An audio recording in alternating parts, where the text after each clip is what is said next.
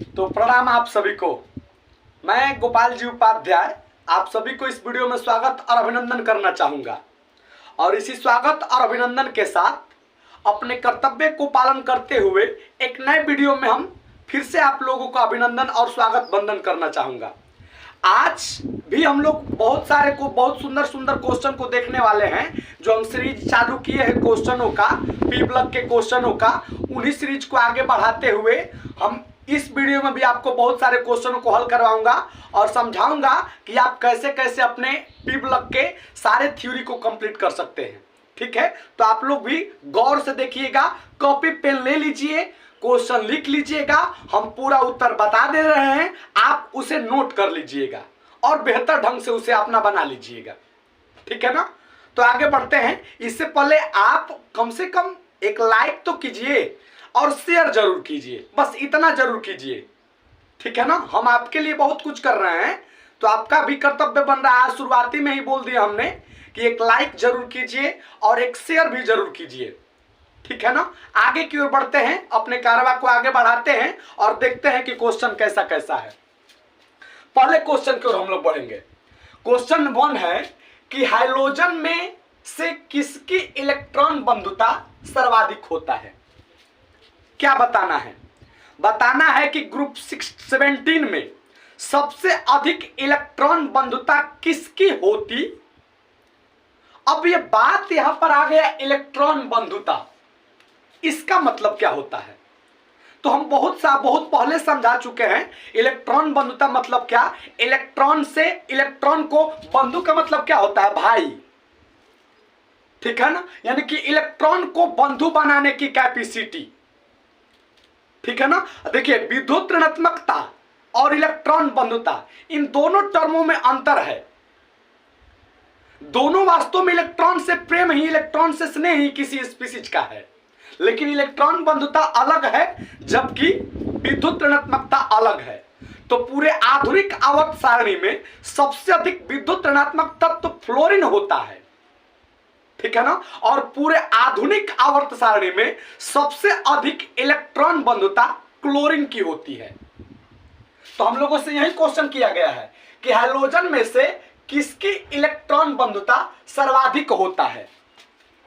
मतलब hydrogen family में वर्ग 17 में किसका इलेक्ट्रॉन बंधुता सबसे अधिक होगा? तो इसका उत्तर होगा क्लोरीन। क्या हो जाएगा? इसका उत्तर होगा क्लोरीन।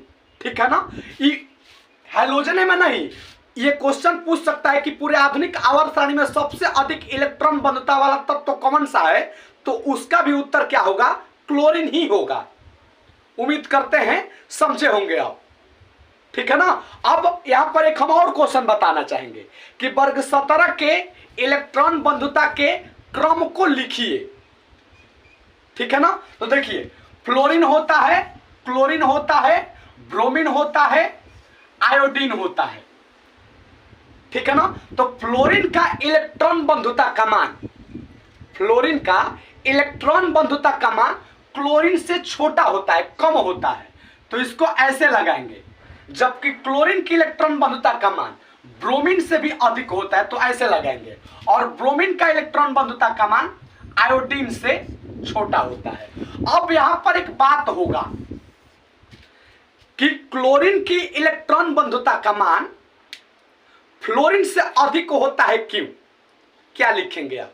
तो देखिए ना, फ्लोरीन के छोटा साइज होने के कारण, फ्लोरीन के छोटा साइज होने के कारण यह आने वाला इलेक्ट्रॉन का उतना बढ़िया से स्वागत नहीं कर पाएगा।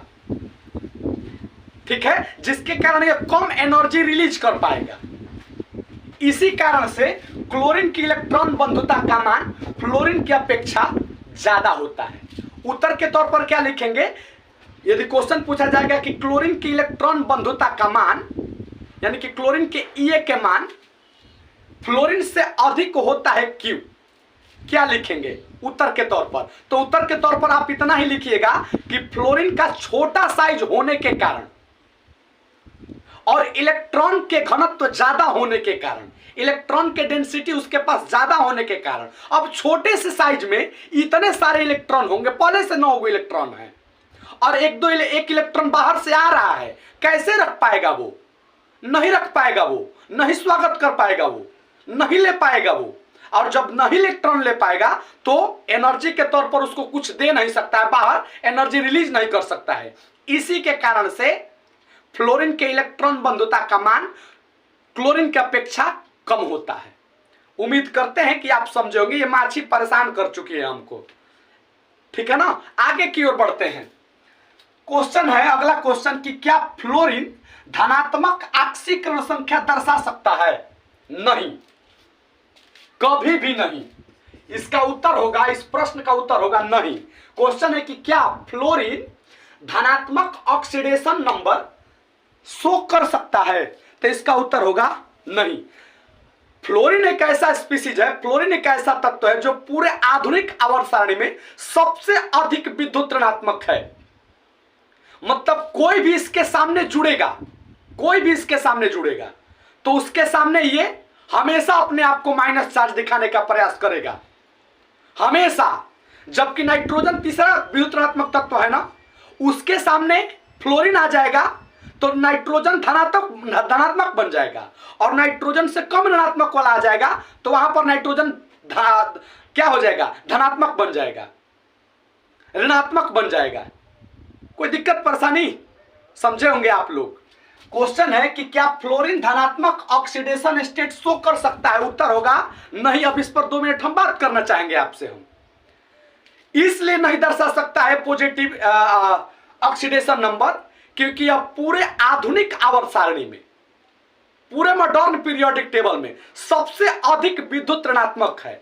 जब भी कोई दूसरा के साथ जुड़ेगा ना तो अपने ऊपर माइनस चार्ज रखने का प्रयास करेगा, जबकि ऑक्सीजन जब फ्लोरीन के साथ जुड़ेगा, फ्लोरीन के साथ ऑक्सीजन जब फ्लोरीन के साथ जुड़ेगा तो खुद ऑक्सीजन पॉजिटिव बन जाएगा, जबकि वही ऑक्सीजन अपने से कम विद्युत ऋणात्मक तत्व के साथ जुड़ेगा तो वहां पर ऑक्सीजन माइनस बन जाएगा और सामने वाले को प्लस दे देगा।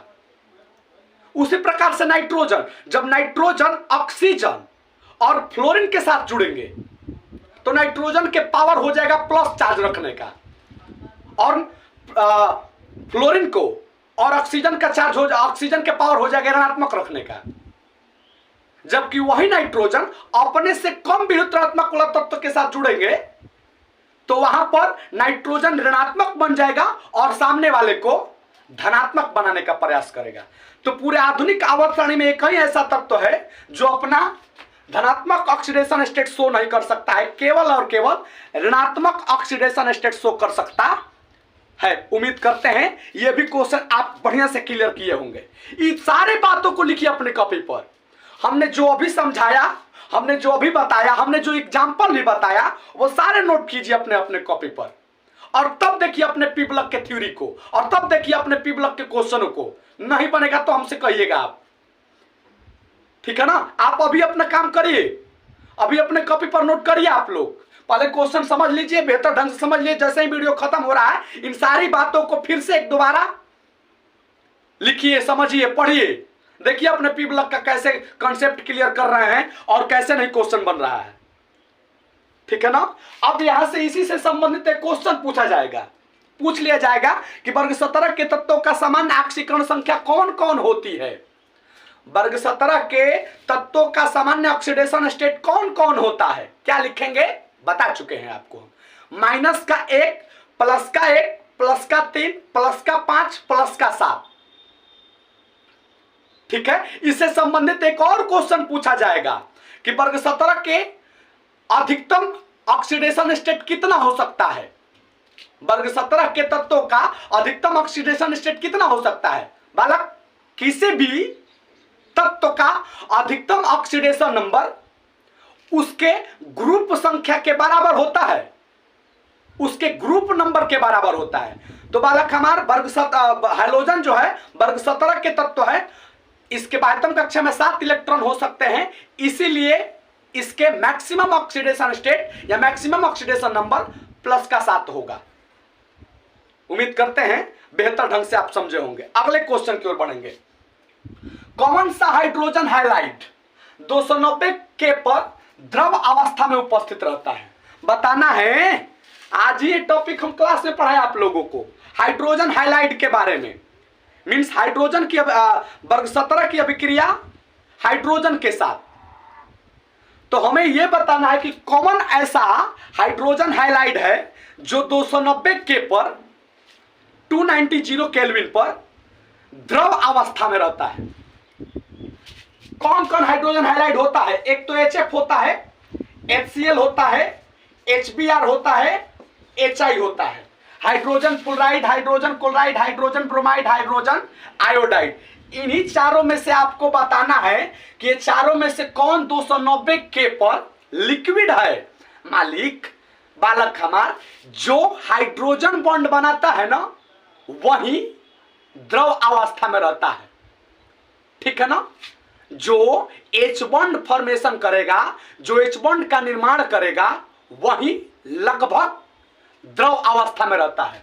तो ये नहीं H बॉन्ड बनाता है, ये नहीं H बॉन्ड बनाता है, ये भी नहीं H बॉन्ड बनाता है। HF जो है 290 केल्विन ताप पर द्रव अवस्था में रहता है, क्योंकि यह हाइड्रोजन बॉन्ड का निर्माण करता है। हाइड्रोजन बॉन्ड H जब F O N के साथ रहेगा तभी H बॉन्ड बनता है, अन्यथा यानी कि जब हाइड्रोजन फ्लोरीन के साथ जुड़ा रहेगा तब H बॉन्ड बनेगा, जब हाइड्रोजन ऑक्सीजन के साथ रहेगा तब H बॉन्ड बनेगा, जब हाइड्रोजन नाइट्रोजन के साथ रहेगा तब H बॉन्ड बनेगा। उम्मीद करते हैं बेहतर ढंग से समझे होंगे। अगले क्वेश्चन की ओर बढ़ेंगे। हाइड्रोजन अम्लों के ऊष्मीय स्थायित्व, अपचायक क्षमता, अम्लीय सामर्थ्य के घटते क्रम में व्यवस्थित करें। क्या बताना है बालक? बड़ी सुंदर, थोड़ा सा बड़ा क्वेश्चन है ये। हाइड्रोजन अम्लों के ऊष्मीय स्थायित्व, अपचायक क्षमता, अम्लीय सामर्थ्य के घटते क्रम में व्यवस्थित करना। देखिए ध्यान से आप लोग सुनिएगा। पहले हाइड्रोजन अम्लों को देखिए। हाइड्रोजन अम्ल किसे कहेंगे आप लोग? अरे इसी को कहेंगे HF, HCl, HBr, HI। यह एक प्रकार के हाइड्रोजन अम्ल है। पहला क्रम लगाना है ऊष्मीय अस्थायित्व का, मीन्स इन चारों में से आपको घटते क्रम में ऑर्डर लिख देना है कि कौन ऊष्मा के साथ सबसे अधिक स्टेबल है और कौन सबसे कम है ऊष्मा के साथ। तो आपको पता होना चाहिए कि जैसे जैसे बॉन्ड लेंथ बढ़ता है, जैसे जैसे आबंध की लंबाई बढ़ती है central atom and surrounding atom के बीच, वैसे वैसे थर्मल स्टेबिलिटी यानी कि ऊष्मीय स्थायित्व घटती है। तो सबसे पर आबंध कहां पर होता है? सबसे कम आबंध HF की होती है, उसके बाद HCl की, उसके बाद HBr का, उसके बाद HI का, ठीक है ना। तो सबसे अधिक स्टेबल कौन है? यहां पर जो डंडा बनेगा H और F के बीच का जो डंडा बनेगा वह छोटा होगा, इसके अपेक्षा थोड़ा सा यहां पर बड़ा होगा डंडा, इसके बीच थोड़ा सा यहां पर बड़ा होगा और लास्ट में सबसे बड़ा यहां पर होगा। तो जहां पर डंडा की लंबाई छोट होगी वहां को पर तोड़ने में आपको एनर्जी ऊष्मा ज्यादा देना पड़ेगा। तो सबसे अधिक स्टेबल कौन है? HF, उसके बाद HCl, उसके बाद HBr, उसके बाद HI। तो यह जो क्रम हुआ घटते क्रम हुआ किसका? ऊष्मीय अस्थायित्व का, ऊष्मीय अस्थायित्व का क्रम है। अगला पर चलेंगे हम लोग। दूसरा है अपचायक क्षमता। हाइड्रोजन देने योग्य स्पीसीज जो आसानी से हाइड्रोजन दे सकता है उसका अपचायक क्षमता अधिक होता, ठीक है।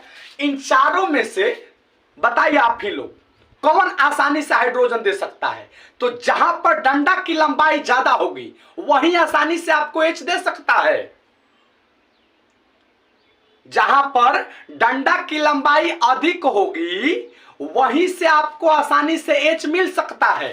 तो कहां पर डंडा की लंबाई अधिक है? HI में, ठीक है ना। तो HI बढ़िया, इसका सबसे अधिक अपचायक क्षमता HI का बेहतर होता है। उसके बाद कौन होगा? HBr, उसके बाद कौन होगा? HCl, उसके बाद कौन होगा? HF। तो यह जो क्रम हुआ घटते क्रम हुआ किसका? अपचायक क्षमता का। कोई दिक्कत परेशानी? अगले पर चलेंगे, अम्लीय सामर्थ्य के घटते क्रम। कौन इन चारों में से बेहतर एसिड कौन है? अरे मालिक, बेहतर एसिड के मतलब क्या? जो बढ़िया से जल्दी से H+ आयन प्रदान कर सके। H+, देखिए यही क्रम होगा। अपचायक क्षमता का क्रम बोलिए, वही ऑर्डर होता है जो अम्लीय सामर्थ्य का ऑर्डर होता है। तो ये लिख लीजिएगा आप, अम्लीय सामर्थ्य का घटता क्रम। ठीक बा, कोई दिक्कत परेशानी? आगे की ओर बढ़ेंगे। क्वेश्चन है यौगिक OF2 का नाम बताइए। किसका नाम बताना है? OF2 का। सबसे पहले देखिए, एक बढ़िया सा तरकीब बता रहे हैं। यह जो है एक प्रकार का कंपाउंड, यहां पर स्पेशल है, तभी तो देखिए ना, इतना छोटे से क्वेश्चन कोई पूछेगा आपसे, लेकिन फिर भी पूछा है, मतलब क्या? स्पेशल चीज कुछ यहां पर छिपा हुआ है। नाम आप नॉर्मली कैसे रखते हैं आप लोग? जैसे SO3, यह जो कंपाउंड आप देख रहे हैं फ्लोरीन का ऑक्साइड है,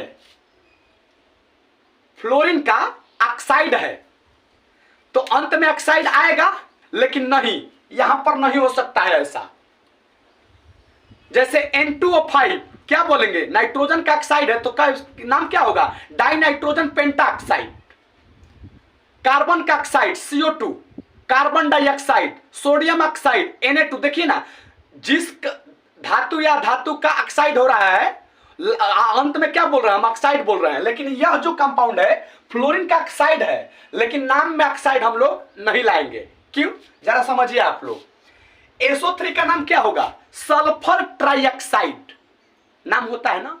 तो जिसका विद्युत ऋणात्मकता कम होता है उसे पहले बोलते हैं, और जिसका विद्युत ऋणात्मकता अधिक होता है उसे बाद में बोलते हैं।